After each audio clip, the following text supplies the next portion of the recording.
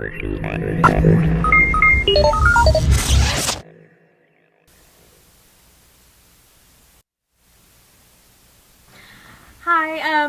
this is Magic City Geeks. We are at Kingdom Comics, and today we are doing a segment called the Geek View.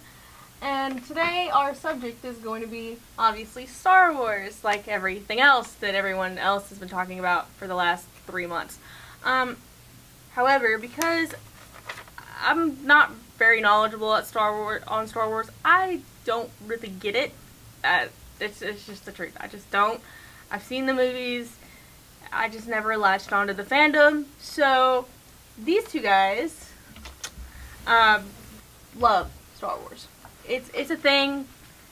It's, lightsabers and all that all the time, constantly talking about the movie. Yay! So today we thought might sit down and maybe ask some questions so that I could better prepare myself for the movie that we are all going to go see, and maybe latch on to some understanding of what's going on here. So, are you guys ready? Yeah. Ready to fly. Ready to go. Alright. So, here's a question that I've gotten several different answers to, and no one has a definitive one. I've been told that I should not watch the movies in the order that they were made in. What order am I supposed to watch the Star Wars movies to best understand them?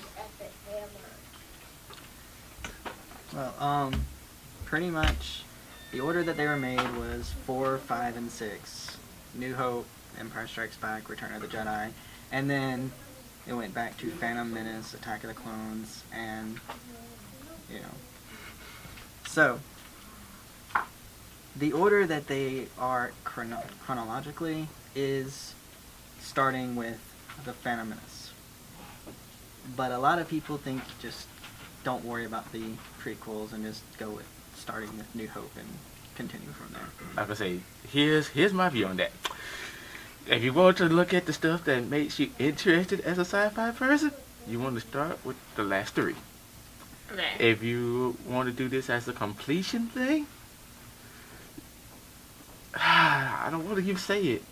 I'm honest. I does like maybe that last one, that trilogy is, Yeah, you can watch Revenge of the Sith. Also, I have seen Attack of the Clones done with none of the romance scenes, and it works a lot better.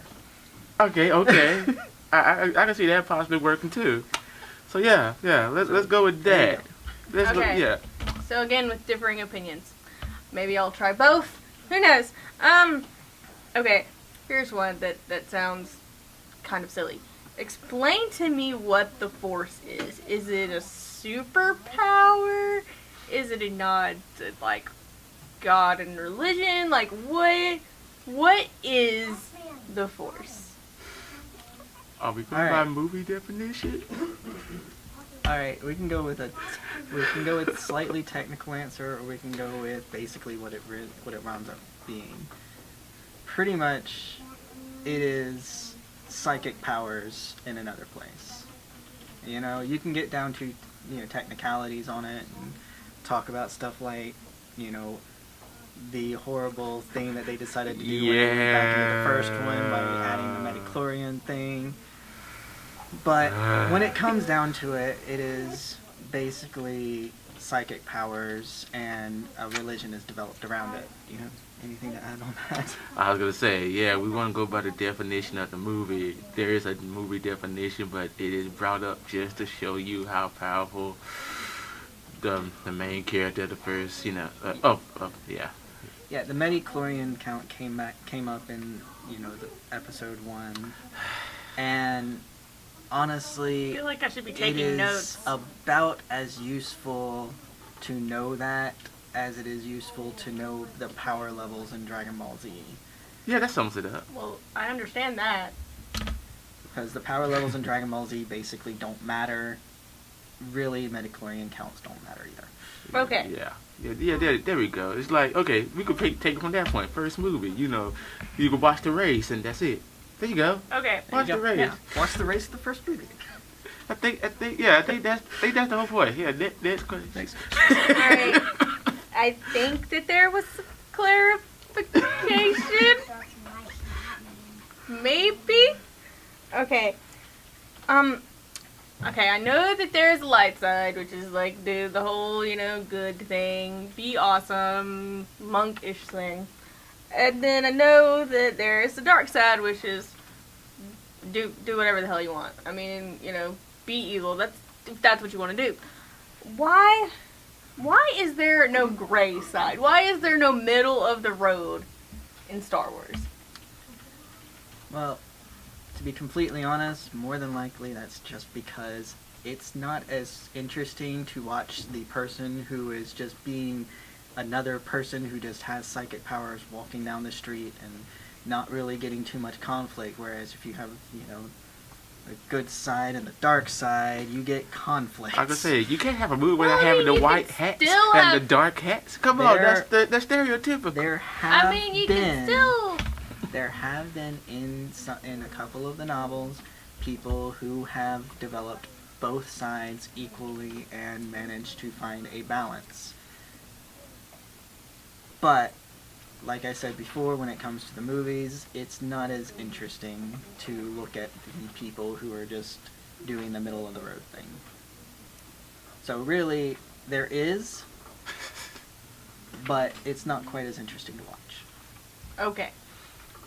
I'll let you have that one. What race is Yoda? By the technical definition of the Star Wars Wikipedia page, Yoda is of the race Yoda's race. Yes, there you go.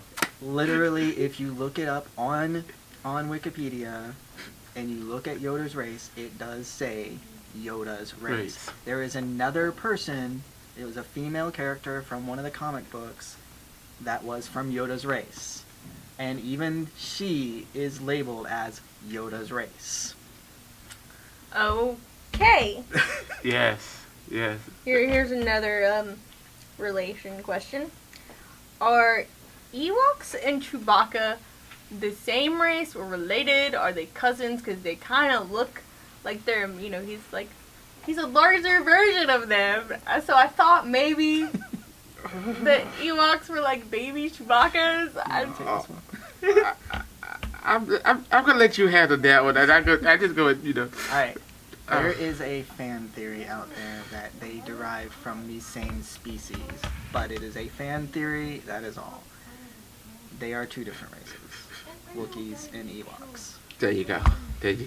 Okay, here is another character-related question. Okay, out of all the characters in Star Wars, the one that I think just feels like he was just shoved in there for, what I don't get to his purpose. Okay. We all know. Jar Jar, what's his thing? What is he supposed to do? Okay, I'm gonna handle this one. No. Just a no. I think we're done with that. It's like a universal thing of if you saw this movie and you was like, I guess under the age of 10, you could maybe stand some of Jar Jar. So is he meant... Jar Jar Binks was put in there primarily to intrigue kids into the movie franchise. If you watch the movies, as they progress, Jar Jar's lines progressively get smaller all the way down to in Revenge of the Sith. His entire speaking line consists of, He was in there for the kids, so as the kids started growing up, his speaking lines became less and less. Okay. Here's another one. Why do stormtroopers miss so much? Why? Because they shoot a lot. They have a lot of ammo, I've noticed. But they can't seem to hit the broadside of a barn. What is that? Do you know that one? Because I actually know it. I was gonna say, I was just gonna go with the whole stereotypical thing of it's the villains, and the villains were always crack shots. So that was basically what it wound up being. That was basically what it was going to be, where it was just they're the villains, so we're gonna make sure they miss. Yeah. But after the stormtroopers actually got to try on their helmets, a lot of them complained about being able to see. So it was kept in there as a way to explain why they miss so often, and it's because their helmets suck. Okay. All right, I accept that. I accept that completely. Okay. Let's see. Here is another one. Okay. So, in the movie where Anakin is having the nightmares, right? He's having all these awful nightmares. Did he tell Obi-Wan about the dreams? I can't remember.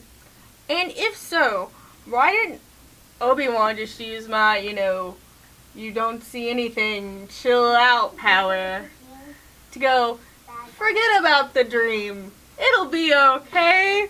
You just sit down and enjoy your life. Relax. Okay, you take that last part. I'll take that last part.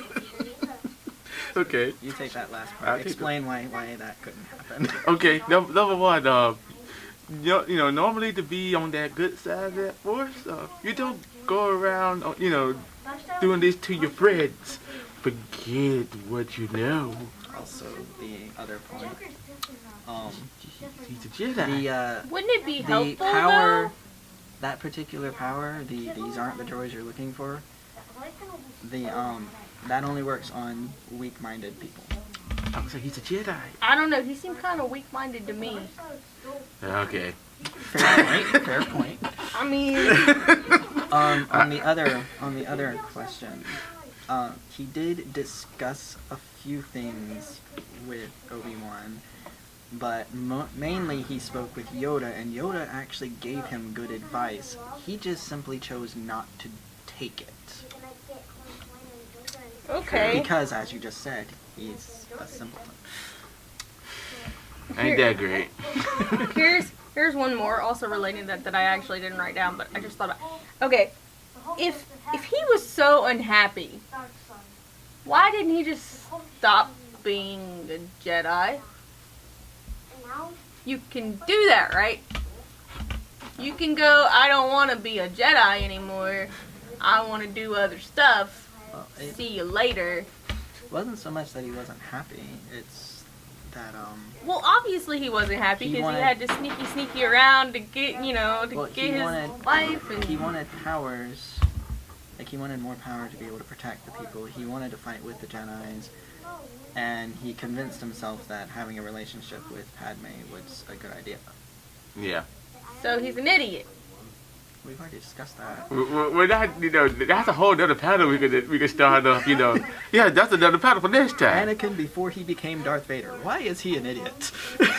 Okay, Do we have enough time for that panel? Not right now. here is another question that I have. Okay, so there is this flaw in the ship that Vader is in. I've forgotten, they're gonna kick me for forgetting the name of it. The Death Star.